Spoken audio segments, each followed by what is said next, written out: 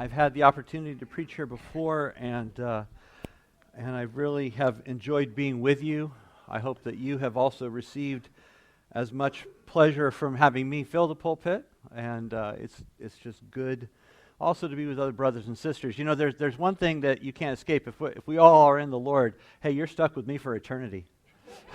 So just to get used to it now. Even though I pop in and out, just get used to it now.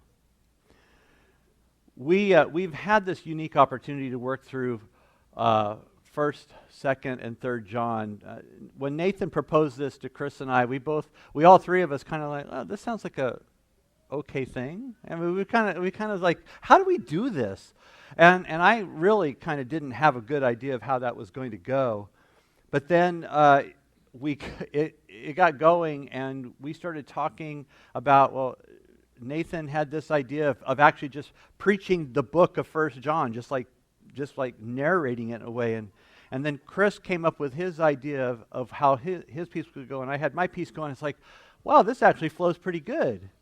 And so what we hope is that you have gotten a good sense of what the longest living apostle had to say to us, the longest living witness, original witness of Jesus Christ, what he had to say to the church. And I think it's important that we understand that John has this place, this special place as the disciple that Jesus loved, that he has a message for us that is not just a good message, not just an inspirational message, it's an authoritative message. It's something that should hold sway over our lives as we talk about what it means to imitate what is good. So we're going to be talking today about serve in truth. Now, this is what Nathan brought to us, was to walk in the truth. That we need to not just have truth as a good idea, but it's something that we live our lives. We walk in it. We go through our life in the truth. And the truth has a name, and his name is Jesus. And then it was Pastor Chris who brought us to love in truth. And sometimes we have to love somebody into the truth, and sometimes we have to truth somebody into love. Now that last one is not one that we're necessarily all on favor of. It's like, how do we tell somebody the truth in love so that they will walk in that same love? And so these were the messages that Nathan and Chris brought, and I have the honor of bringing serve in truth. In other words, that there's an activity that we do, there's a way that we go about life that blesses another person. And here's the thing, I think that we would all agree that we live in a time when sometimes it's very difficult to serve other people, that we have a certain amount of guardedness about us. I actually sensed this last year in myself. And I was trying to figure out what's happening here. Why am I feeling like I'm putting up walls? And I was putting up walls with people that I love, and I was putting up walls in my congregation, and I just felt like I'm trying to keep people at a distance. Why is that? And some of it is simply because if you knew what I was thinking, you might be scared. And you should be scared too, just so you know. But then if I told you what I was thinking, how would you feel about me? And then if we all knew what each other was thinking, would we actually get more come to fights than we would actually love one another? And you all know that we've lived through and still live in a particular time of rancor and tension, that we get into certain circumstances with certain people and we go, I don't know that I can have these conversations. I don't know how many of you can have conversations in your house over the leaked Roe versus Wade thing that's coming from the Supreme Court. That's going to be crazy when they finally make the final decision, but it's still this idea that with this leaked document, the tensions have just erupted again. And it's hard sometimes to have conversations. What does it mean then to serve in the truth? What does it mean then? How will we go about living so that hospitality, which is something that we are called to in the Lord, can diffuse hostility? I want you to think about this for a moment. What does it mean for us to be able to have a hospitality that diffuses hostility? That when we sit across from, let's not worry about the person that we know doesn't know Jesus. Let's talk about the person we know loves Jesus, but we know that we don't agree with them on certain things. How do we have a hospitality for that person that diffuses any potential hostility that comes from us disagreeing over a hot button topic? Because I believe this is what we are called to. In fact, John is going to make the case for that here in 3 John, that when we are in relationship with the Lord, our relationship to each other needs to be one of hospitality. And to do the opposite actually says we don't know Christ. Now, I'm going to just let that sit there for a moment. If we are in a place where we have hostility towards a brother or sister, and we cannot offer hospitality, we actually show we don't know Christ. How does John go about unpacking that? I want you to time travel with me for a moment. I want you to follow me first to the upper room. There's 13 men gathered around a table. One of them knows it's the last time they're going to eat together. The other 12 just think this is a Passover like any other Passover. And they had all come into the room, and they're all sitting around the table, and all of a sudden the conversation gets chippy. You know that conversation. Parents, you know this conversation when your kids are sitting around the table and they start going, well, I can do that better than you. And they go, oh, no, you can't. Oh, yes, you can. Oh, no, you can't. Oh, yes, I can. You know. Well, imagine that now among grown men. We can only too easily imagine that among grown men. And these grown men are all basically saying, who is the greatest? I'm the greatest. I got to see Jesus transfigured up on the mount. Well, I'm the greatest because I walked on water. And on and on. And in the middle of all this, Jesus gets up. He takes off his outer robe. He wraps a towel around himself, grabs a basin of water, and he starts washing feet. Now, for a moment, maybe this doesn't seem like much to us. I mean, just by show of hands, how many people actually like your feet? Exactly. One person. You're a unicorn. What happens is there's some feet seem to be the thing throughout history that people hate. And yet in Jesus' day they had to be washed because you walked the roads. You didn't go in your cars. You might have a donkey, but even after the donkey ride, you got to get off in the dirt and in the rocks and in whatever the donkey leaves in the dirt. Your feet were yucky. That's a Greek term, by the way, yucky. And here in this place, feet needed to be washed, and feet were only ever washed by a servant. And the servant who washed a Jewish person's feet in fact, it was forbidden for a Jewish servant to wash a Jewish person's feet. It had to be a Gentile servant. And Jesus gets up now. The Master, the Lord, the one who has been teaching them all this time. Jesus gets up and he washes their feet. He washes Peter's feet. He washes Judas's feet. And then he retakes his place at the table and he says, you call me Master and Lord, and you are right to call me that because that's who I am. So if I, your Master and Lord, have washed your feet, you should also wash each other's feet.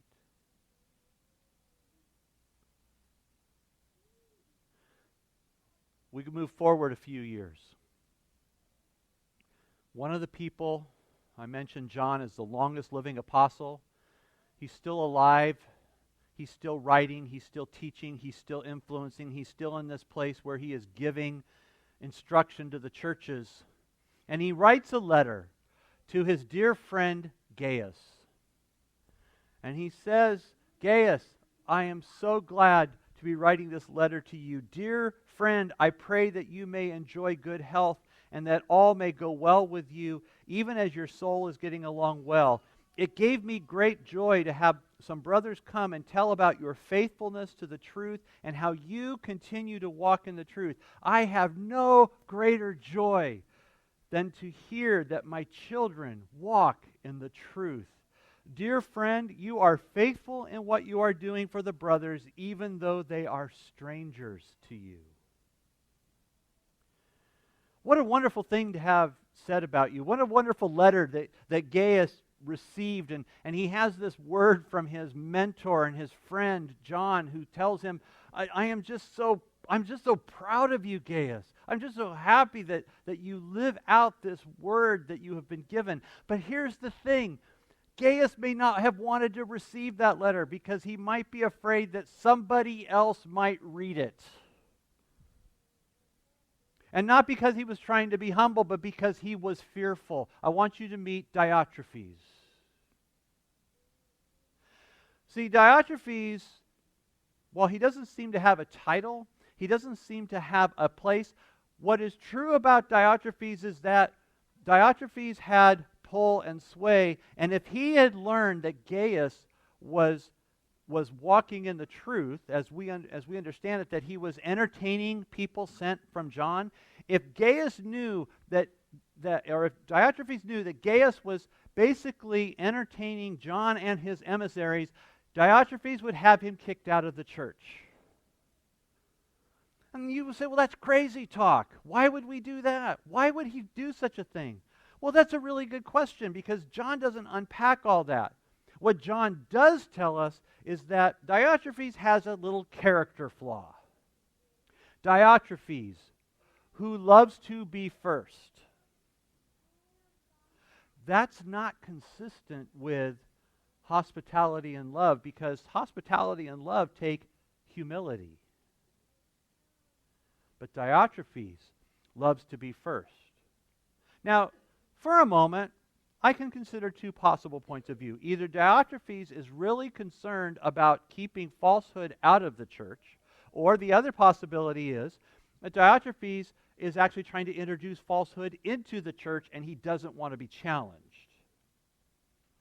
If I take the first point, Diotrephes has come to a point where he's decided this is what the gospel is, and he has created his box.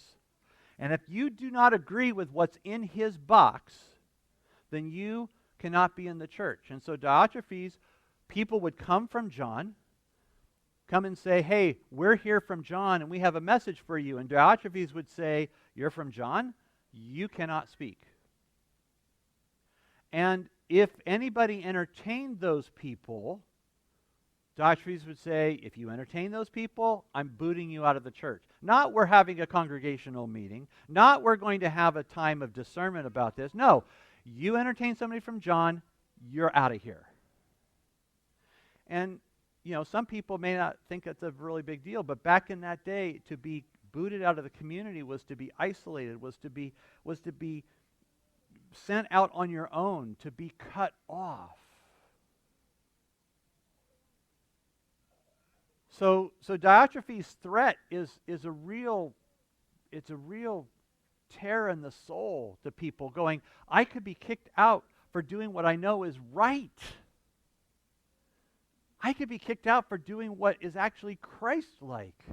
How am I supposed to live in community if this is what happens? And so Diotrephes is exercising this control, this power. Now, the other side of it is that Diotrephes might actually be going, you know what? I don't think John's right about Jesus. I think he got Jesus all wrong. And I think that the Gnostics have it right. I think that there's a deeper level of knowledge to have about Jesus, and we're not getting to it, and John's keeping us from it. In fact, John's keeping us in the dark about things about Jesus, and I'm going to make sure that we know about it, and so we're going to stop listening to John altogether. So either Diotrephes is trying to keep heresy out, or he is letting heresy in. And either way, John is calling him on his stuff and saying, you don't know the truth. You don't know the truth. And so, if we think that Diotrephes was right, if we think that he was trying to keep heresy out, God bless him, glad he was trying to do that. But you know what? You can be right in all the wrong ways. If you know the truth, and you tell people the truth, and you tell it in such a way that you tell them how wrong they are and how distant they are, you're probably not telling the right truth in the right way. What you're doing is you're telling the right truth in the wrong way. And we know about this going on right now. Back in my day, I sound so old, but back in my day, when I was a kid, the big thing was eschatology. And you had to believe a certain way about Jesus' return in order for you to be in fellowship with the church. I look back on it and I think that's crazy. How I think Jesus is going to come again could determine whether I'm a member of the church. Now, some of you might be going, yeah, I remember, and some of you are going, that's just crazy talk. But that was a measure of fellowship. We could actually have, we could have dinner together as long as we both agreed on a certain way that Jesus was going to do this. The thing is that after time, the issues change, but how we go about living them out sometimes doesn't. If a person doesn't agree with us on a certain issue, and you can choose your issue, how we go about living and loving with that person becomes really the measure of whether we know Christ or not. How do we love somebody with whom we disagree? Because the measure of that will be the measure of whether we truly know Jesus. I don't think that's an oversell, folks. That's not an oversell. How we go about loving people with whom we disagree shows if we know Jesus. And John addressed Diotrephes' character and his faith. How can you love God who you have not seen if you can't love your brother who you see? So John sums it all up in this command. He says, "Beloved, do not imitate evil, but imitate good." And what I want to be quick to say is this doesn't mean that we let error into the church so that we say that we love one another. We don't tolerate error. We do not tolerate that which is not in the gospel. We do not tolerate that which is not of the teaching of Jesus. But how we go about that is going to be the measure of whether we know Jesus. Now you could say, well, Jesus didn't treat those Pharisees with a lot of grace. Okay, I get your point. He seemed to have a very little tolerance for them. I get it. But that was not Jesus was not always mad at the Pharisees. In fact, there were times that he was trying to reason with them. He was trying to talk to them. Jesus did have love for his enemy. And his ultimate love for his enemy was shown when his enemy was spitting on him and hitting him and saying, "Prophesy, Messiah, if that's who you are." And he was there silently taking the blows. That's Jesus. And that's the Jesus we worship. That's the Jesus we know. So here we are in a day when things could be really tense, where we say we'll agree to disagree. I don't go for that. I would rather just know that we disagree. I would just rather know we disagree and then sit down and be able to say, and by the way, do we think we should fire Joe Girardi and get a whole new manager for the Phillies? Or, you know what? Let's open this up a little bit. Let's see where this goes. Where can this conversation take us? Could we be courageous enough to talk with one another about why we disagree and how we got to where we are? I tell this story from time to time. I am a firm believer that God's design is one man and one woman in marriage. And I know that many of you are going to agree with me with that. But what you don't know is that I have dealt with, if you will, the other side of that, where people believe that it's okay for men to marry men and women to marry women because my father was gay. Now, if you don't think that's not a difficult place to be, that's a very difficult place to be, because that's my dad. And I learned to love my dad. And we learned to talk respectfully. We never agreed on that issue.